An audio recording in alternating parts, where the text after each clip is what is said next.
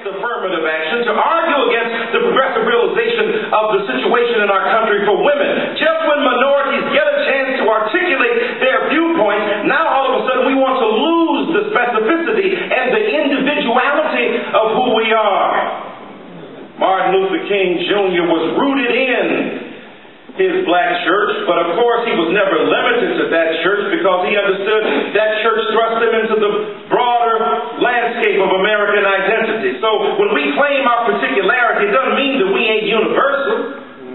We universal by virtue of being born.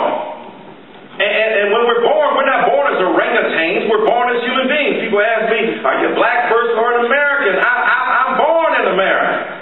That's why I am black and American.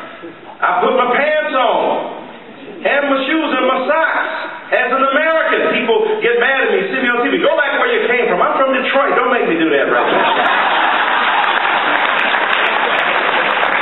It's hard out here for me.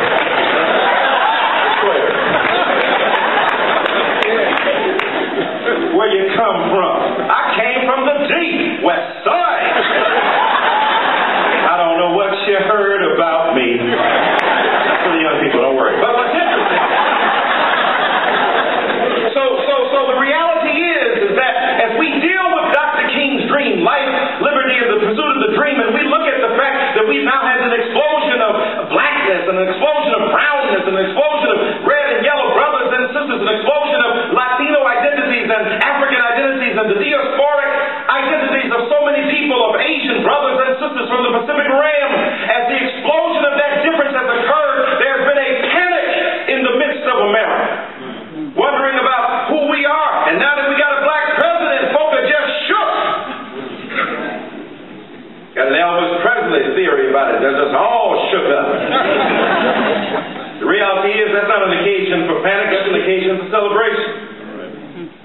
We understand that black folk have wanted what anybody else has wanted in this nation. That is, just to be treated fairly. Many people assume that black people have an advantage now. Really? Ain't had but one black president.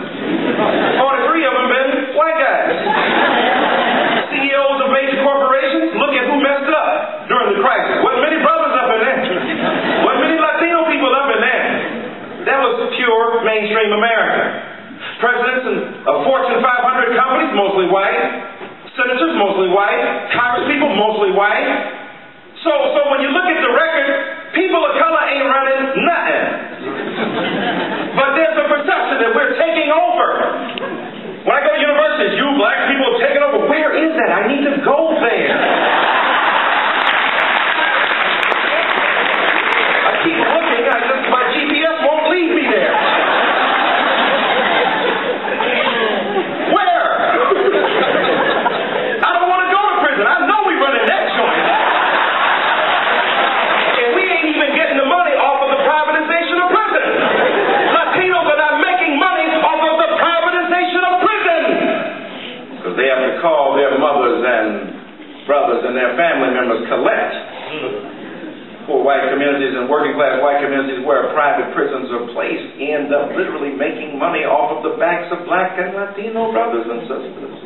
Poor white people are suffering in strangely odd numbers, huge, bizarre numbers in the Delta, but especially in Appalachia, no consideration. The class inequality is deep and profound and persistent. Yet during Hurricane Katrina, I heard so many Americans say that people must pull themselves up by their bootstraps. When that economic tsunami hit Wall Street, they were begging like they were on the street corner. Can you help the corporation out? Martin Luther King Jr. said that's wrong. He spoke out against militarism, he spoke out against racism, and he spoke out against poverty and economic inequality. These same corporations which have benefited from entitlement now get it extended and expanded. I understand, Mr. Obama, the logic you inherited from George Bush that you got to save these financial institutions so America can stay afloat. I dig that, but the average person got to stay afloat too. It ain't just Wall Street. I know you campaign for it. You got to campaign like a revolutionary, but govern like an incrementalist. Got to push Obama a little bit on that. Where's the change? We see the hope. Where the audacity? Come on. Whatever you say about George Bush, at least he had some swagger.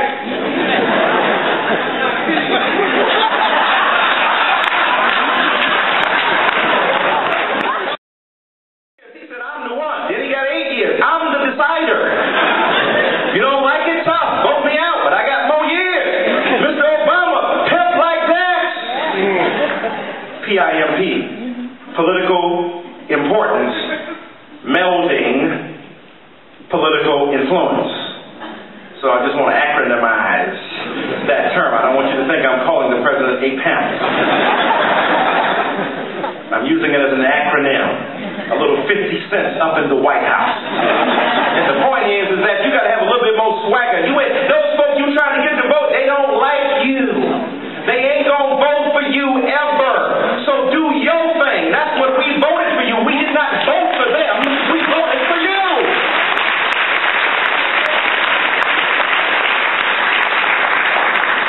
Dr. King, of course, was a figure. So you won't think I'm just tripping here. I know the theme. The theme is life, liberty, and the pursuit of the dream. Let me give you some exegetical points that are predicated upon logical analysis and critical insight that unfold according to an agenda. So you won't think I'm just up here talking. Number one, life, liberty, and the pursuit of the dream is playing off of life, liberty, and the pursuit of happiness. But there's no happiness without the ability to participate equally and equitably in the fruits of the labor of people who have worked to make this nation great. We got all these stories out here now about how great America is, and we got all these books on Benjamin Franklin and Abraham Lincoln and Thomas Jefferson, the founding fathers, the founding brothers, the founding mothers. Got to get some books on the founding brothers.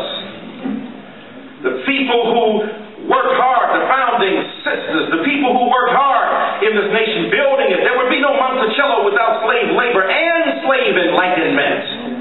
See, people think that black people just provided the brawn. We had brains too. Benjamin Banneker laid out the architecture of D.C.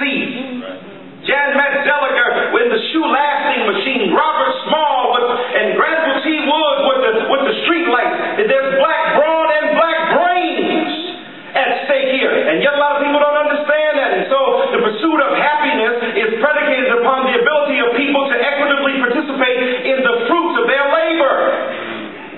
That means then that we got to understand this dream is not just something in the far off distance. Some people think the dream is already realized. Martin Luther King Jr., they said, died for it. He believed that one day we would have a nation where we would not be judged by the color of their skin, but by the content of our character. That was the dream. It wasn't there yet, y'all. He was moving toward it. He wanted that to be realized. It's not yet the truth. There are so many ways in which America's closed out to those who don't look the same way, smell the same way, who are gay or lesbians, transgender or bisexual, can't even get married. If you gay, look, given the numbers out here, we better hang with the gay and lesbian folks and the transgenders and bisexuals. It's amazing to me they even want to get married. Y'all don't look at the heterosexuals messing up. What y'all trying to do? Y'all got to pass. But you want to join this and be happy with the rest of us. And you know, if you got more gay people, if your wife throws you out, you can go down to the local watering hole and talk to a gay brother who got put out by his man. If you against, I know Julianne Malvo was here last year, she said, if you against gay marriage, don't marry nobody gay.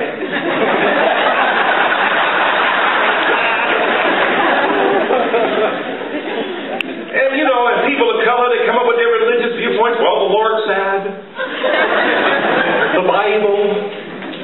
You know, it amazes me that people who were illiterate 150 years ago are literalists. You ever think about that? You're a biblical literalist on a book you couldn't even read because they kept you from reading that. Now you're a biblical literalist on a translation that's about 50 points and times removed from the original. You ain't reading Aramaic. You ain't even reading Hebrew. Ain't reading Greek, Koine, or Classical. You're reading the King James English, which is another language. Thus thou there